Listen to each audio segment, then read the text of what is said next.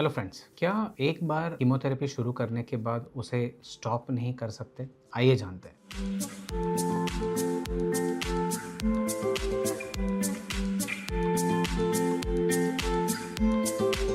मेरा नाम डॉक्टर प्रवीण कुमार है। मैं कैंसर सर्जन हूँ। डाइजेस्टिव सिस्टम कैंसर्स और गायनेकोलॉजिकल कैंसर्स मेरा स्पेशलिटी है। दोस्तों, कीमोथेरेपी ये टॉपिक को लेकर हमने बहुत सारा चर्चा किया है। बहुत सारे इसके स्पेसिफ़िक एस्पेक्ट्स कीमोथेरेपी के स्पेसिफ़िक एस्पेक्ट्स को लेकर हमने कई सारे अलग-अलग वीडियो बनाए हैं। तो मैं आपसे रिक्वेस्ट करता हूँ कि हमारे यूट्यूब चैनल पे जो कीमोथेरेपी का सेपरेट प्लेलिस्ट है, आप ज़रूर उसको देखिएगा। आपके काफ़ी सारे आइडियाज़ क्लियर हो जाएँगे। तो आज ऐसे ही एक टॉपिक हम डिस्कस करने वाले हैं कीमोथेरेपी को लेकर। वो है कि क्या कीमोथेरेपी जब हम शुरू करते हैं, इसे स्टॉप नहीं कर सकते, इसको लेकर। तो दोस्तों, जहाँ तक मेरे स्पेशलिटी का सवाल है, गायनेकोलॉजिकल कैंसर्स और डाइजेस्टिव सिस्टम के कैंसर्स। इंडिया में मेजॉरिटी ऑफ द टाइम्स ये सब चीज़ों को हम लोकली एडवांस्ड स्टेज में, मतलब थोड़े बड़े स्टेज पे पाते हैं। तो कीमोथेरेपी ट्रीटमेंट का एक एसेंशियल हिस्सा बन जाता है सर्जरी के साथ साथ। तो जब हम ट्रीटमेंट की बात करते हैं, जब मैं मेरे पेशेंट्स के साथ ट्रीटमेंट के बारे में डिस्कस कर रहा हूँ, तो जैसे ही कीमोथेरेपी की बात आती है ना, तो मैंने देखा है कि कई सारे पेशेंट्स एक मेडिकल ऑन्कोलॉजिस्ट का कंसल्टेशन लेने से भी हिचकिचाते हैं और उनको कभी-कभार ऐसे कीमोथेरेपी के लिए एक कंसिडरेशन या एक ऑप्शन की तरह भी ट्रीट करने का उनको मन नहीं रहता है और इसके बारे में वो बात भी नहीं करना चाहते। तो यहाँ पे ना एक बहुत ही इम्पोर्टेंट रीज़न इसका ये है कि एक मिसकंसेप्शन कि कीमोथेरेपी जो है ना, एक बार शुरू कर दिया तो वो बंद नहीं कर सकते हैं, भले ही उससे कितना भी तकलीफ़ हो या कितने भी साइड इफ़ेक्ट हों। और ये जो उनका विश्वास है, इसको सपोर्ट करने के लिए कई सारे उन्होंने स्टोरियाँ सुने रहती हैं और कई सारे उनके रिलेटिव्स में, फैमिली मेम्बर्स में किसी ने अपने किस्से सुनाए रहते हैं। तो इससे एक डर सा बना रहता है। दोस्तों, मैं आपको रीअश्योर करना चाहता हूँ कि ये ऐसे नहीं रहता है सीन। तो जब हम कीमोथेरेपी के बारे में सोचते हैं और जब आप मेडिकल ऑन्कोलॉजिस्ट से बात करते हो, तो जो कीमोथेरेपी शुरू करने का जब सोचा जाता है, तो ये थरो असेसमेंट, मतलब बीमारी कीमोथेरेपी के लिए, मतलब बीमारी वो स्टेज में है क्या, वो भी असेस किया जाता है और ये भी असेस किया जाता है कि पेशेंट कीमोथेरेपी लेने के लिए फिट है क्या, नहीं है। और इसके साथ ही साथ आपको ये याद रखना ज़रूरी है कि आपके कंसेंट के बिना, मतलब फैमिली और पेशेंट के कंसेंट के बिना तो डेफ़िनेटली कोई भी कैंसर रिलेटेड ट्रीटमेंट नहीं दे सकते, कोई भी। तो ये तो था फर्स्ट पॉइंट। और सेकंड पॉइंट क्या है, जब कीमोथेरेपी डिसाइड हो रहा है और कौन से ड्रग्स देने चाहिए, ये डिसीजन लिया जा रहा है, तो पेशेंट के कई सारे हेल्थ के एस्पेक्ट्स को देखा जाता है। वेट लॉस, रीसेंट सर्जरी है क्या, सर्जरी के बाद कॉम्प्लिकेशन हुआ है क्या, और पेशेंट को बाकी कोई हेल्थ रिलेटेड इश्यूज़ है क्या, ये सब चीज़ों को ध्यान में रख के डोज़ को और टाइप ऑफ ड्रग, मतलब कौन से टाइप का ड्रग लेना है, कितने कीमोथेरेपी के ड्रग्स हमें कीमोथेरेपी के रेजिम में ऐड करने, ये सब सारे निटी-ग्रिटीज़ डिसाइड हो जाते हैं। और ये बहुत ही एक नुआंस्ड साइंस है। ऐसे ये बहुत ही रैंडम गेस वर्क की तरह काम नहीं करता है और इसीलिए 2 अलग-अलग पेशेंट्स के बीच में भी कीमोथेरेपी सेम डिज़ीज़ रहने के बावजूद भी अलग-अलग हो सकता है। और तीसरा चीज़ दोस्तों, जैसे आपको पहले पता है कि हमने पहले भी डिस्कस किया कि कीमोथेरेपी जो है ना, वो साइकिल्स में होता है, तो इंटरवल्स में होता है। तो एवरी इंटरवल पे, हर एक इंटरवल पे क्या है, आपको अच्छे से असेस किया जाता है, मतलब आपको एग्ज़ामिन किया जाता है। सारे मेडिकल ऑन्कोलॉजिस्ट आपको अच्छे से एग्ज़ामिन करते हैं और नेक्स्ट साइकिल कीमो शुरू होने से पहले डेफ़िनेटली आपके ब्लड टेस्ट होते हैं।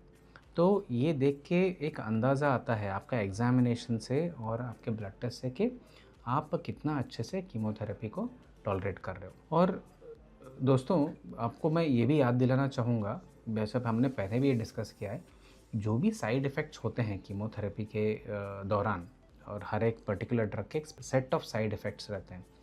या जो एक कीमोथेरेपी ड्रग जो साइड इफ़ेक्ट पैदा करता है, दूसरे टाइप का कीमोथेरेपी का ड्रग शायद वो अलग टाइप के साइड इफ़ेक्ट्स पैदा कर सकता है। और ये सारे साइड इफ़ेक्ट्स को ना सीवियरिटी, मतलब कितने ये सीरियस हैं, इसके हिसाब से हम ग्रेडिंग करते हैं, ग्रेड 1, 2, 3, 4 एक्सेट्रा। और वो ग्रेडिंग के हिसाब से मेडिकल ऑन्कोलॉजिस्ट एक एस्टिमेशन लगाते हैं कि क्या अभी नेक्स्ट कीमोथेरेपी के साइकिल में भी ये दवाई हम शुरू रख सकते हैं सेफली या नहीं शुरू रख सकते हैं। तो वो ऑलरेडी असेसमेंट आपका हुआ रहता है। तो इसके हिसाब से मेडिकल ऑन्कोलॉजिस्ट हो सकता है कि आपको उसी डोज़ पे कंटिन्यू करे, हो सकता है कि आपका डोज़ को कम करे, या वो ऐसे भी सोच सकते हैं कि नहीं ये जो कीमोथेरेपी का ये जो पर्टिकुलर ड्रग है इससे इनको बहुत ज़्यादा साइड इफ़ेक्ट है ग्रेड वाइज जो असेसमेंट में, तो हम इसे बंद करते हैं और इसके आइदर हम इसको रिप्लेस कर देंगे दूसरे ड्रग से या इसके इसके जगह पे बाकी कोई भी कीमोथेरेपी का हम ड्रग नहीं दे रहे हैं। तो इससे क्या होता है कई बार 3 ड्रग वाला कॉम्बिनेशन से 2 ड्रग पे आ जाते हैं या 2 ड्रग वाले कॉम्बिनेशन से 1 ड्रग के कीमोथेरेपी पे वो आ सकते हैं। बट ये क्या है ना दोस्तों, ये मेडिकल ऑन्कोलॉजिस्ट या डॉक्टर का असेसमेंट है, बट ये ज़रूरी नहीं है कि पेशेंट के असेसमेंट के साथ ये मैच हो। कई बार क्या होता है कि ग्रेड वाइज हमें लगता है कि एक पर्टिकुलर साइड इफ़ेक्ट है, कि नोज़िया वॉमिटिंग है, और ये आप इसके लिए मेडिकल ऑन्कोलॉजिस्ट के लिए ये लग रहा है कि इम्पॉर्टेंट सिम्टम है, बट हो सकता है कि पेशेंट को जो हाथों पैरों में झुंझुनाहट हो रहा है वो ज़्यादा तकलीफ़ दे रहा है सब्जेक्टिव असेसमेंट में, या हो सकता है कि कोई दूसरा चीज़ जैसे कि वीकनेस है वो पेशेंट को ज़्यादा तकलीफ़ दे रहा है। तो पेशेंट को लग रहा है कि ये कंप्लेंट ज़्यादा इंपॉर्टेंट है और मेडिकल ऑन्कोलॉजिस्ट को लग रहा है कि दूसरे जो कंप्लेंट्स है वो इम्पॉर्टेंट है। अभी इसमें मैंने रूटीनली क्या देखा है कि पेशेंट्स और जो कीमोथेरेपी के दौरान पेशेंट के साथ जो फैमिली मेम्बर जाते हैं ना, ये जो एस्पेक्ट है जो पेशेंट या फैमिली सोच रहा है इसको खुल के मेडिकल ऑन्कोलॉजिस्ट का डिस्कस नहीं करते, कम्युनिकेट नहीं करते। ये एक कम्युनिकेशन गैप बन जाता है। तो जो पेशेंट और फैमिली सोच रहे हैं ये डॉक्टर तक नहीं पहुंचता है कि सर हमें मैडम ये हमारे लिए ये प्रॉब्लमेटिक लग रहा है, तो उसका एक डिस्कशन नहीं होता है। दूसरा भी चीज़ है, कई बार डॉक्टर्स की भी गलती होती है कि इतना टाइम नहीं दे पाते हैं। ये जब कीमोथेरेपी का जो डिस्कशन चल रहा है तो क्या होता है, पहले बार हम मेडिकल ऑन्कोलॉजिस्ट ने देख लिया, डिस्कस कर लिया, सब डिस्कशन हो गया, तो उसके बाद क्या है ना जो नेक्स्ट कीमोथेरेपी के जो साइकिल्स है जितने भी डिसाइड किया है, 3 डिसाइड किया है कि 4 या 6, तो ये मैकेनिकली कन्वर्ट हो जाते हैं कि जाना है, कीमोथेरेपी लेना है और वापस आना है। ऑफ कोर्स इसमें असेसमेंट में मोटा मोटी सब कुछ ठीक रहता है करके ये इस मैकेनिकल फेज़ में जाता है। जब कुछ भी ऐसे लगता है आइदर सिम्टम्स में या सिवियरिटी में या ब्लड टेस्ट में, डेफिनेटली मेडिकल ऑन्को आपसे बात करते हैं, बट कई बार ये जो है ओपन डिस्कशन नहीं हो पाता है। मेडिकल ऑन्कोलॉजिस्ट अपने व्यू पूरे तरह से प्रेजेंट नहीं कर पाते, पेशेंट अपने पॉइंट ऑफ व्यू से ये डिस्कशन नहीं कर पाता है। तो इसकी वजह से क्या लगता है कि पेशेंट को और फैमिली को यार ये अभी शुरू हो गया, अभी 6 साइकिल बोला है तो 6 साइकिल जैसे तैसे करके ख़त्म करना ही है। बट ये सीन नहीं है दोस्तों। एवरी टाइम जब आप कोई भी नेक्स्ट सेशन ऑफ कीमोथेरेपी के लिए आप जा रहे हो, आपको एक ऑप्शन रहता है ये डिस्कस करने का, और एक म्यूचुअल डिस्कशन के साथ आप एक नतीजे पे पहुंच सकते हो कि एक पर्टिकुलर ड्रग इसको बंद करना है, डोज मॉडिफाई करना है या रिप्लेस करना है, या ऑल टुगेदर के पूरा कीमोथेरेपी ही बंद करना है। वो डिसीजन एक जॉइंट डिस्कशन के साथ आप ले सकते हो, और कोई भी बिना आपके कंसेंट के, पेशेंट और फैमिली के कंसेंट के आपको ऐसे ही कीमोथेरेपी कंटिन्यूएशन में नहीं दे सकते। ये आपका राइट है ये डिस्कस करना और एक डिसीजन लेना कि आपको कीमोथेरेपी कंप्लीट करना है या नहीं करना है। तो इसमें मैं आपको सुझाव दूंगा कि सपोज़ कई बार क्या होता है, पेशेंट अपने ही तकलीफ़ों से गुज़रता रहता है, साइकोलॉजिकल, इमोशनल, फाइनेंशियल, फ़िज़िकल, तो कई बार ये सब चीज़ें नज़रअंदाज हो सकती हैं। तो everybody is going through motions.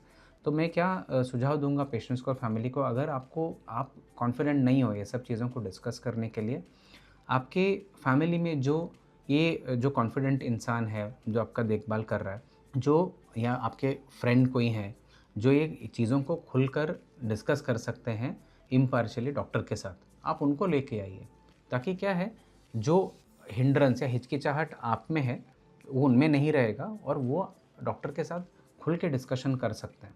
और कई बार क्या होता है मिसअंडरस्टैंडिंग भी रहता है, तो बाद जब ये डिस्कशन होता है और ये मिसअंडरस्टैंडिंग क्लियर हो जाता है ना, आपको भी एक अंदाज़ा आ जाता है कि किस डायरेक्शन में हम जा रहे हैं, क्या एक्सपेक्टेशन करना चाहिए।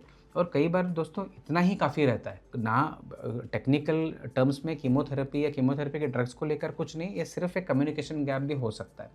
तो मेरा सुझाव ये है, कभी भी आप ऐसा मत सोचिए कि कीमोथेरेपी एक बार शुरू हो गया तो बंद नहीं कर सकते। कीमोथेरेपी के पूरे ड्यूरेशन में कई बार ऐसे फेजेस रहते हैं जहाँ पे कई बार ये सब मल्टीपल टाइम पे रीअसेसमेंट होता है आपके ओवरऑल कंडीशन का, साइड इफ़ेक्ट्स का। और ऐसे नहीं होता है कि बिना आपके परमिशन के और बिना कोई रीज़न के ऐसे कीमोथेरेपी कंटिन्यू हो रहा है।